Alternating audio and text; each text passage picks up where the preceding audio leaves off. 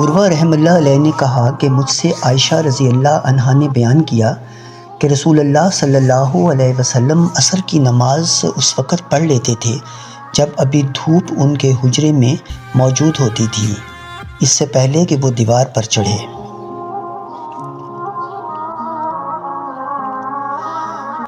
حضرت ابو ہریرہ رضی اللہ عنہ سے روایت ہے کہ آپ صلی اللہ علیہ وسلم نے فرمایا، جب گرمی تیز ہو جائے تو نماز کو ٹھنڈے وقت میں پڑھو، کیونکہ گرمی کی تیزی جہنم کی آگ کی بھاپ سے ہوتی ہے۔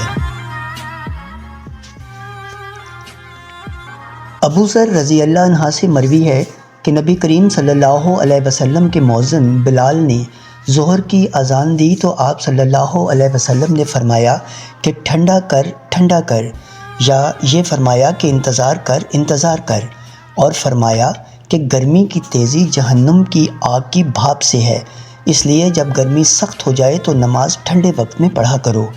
پھر ظہر کی اذان اس وقت کہی گئی جب ہم نے ٹیلوں کے سائے دیکھ لیے۔ ابو ذر غفاری رضی اللہ عنہ کہتے ہیں کہ ایک سفر میں رسول اللہ صلی اللہ علیہ وسلم کے ساتھ تھے۔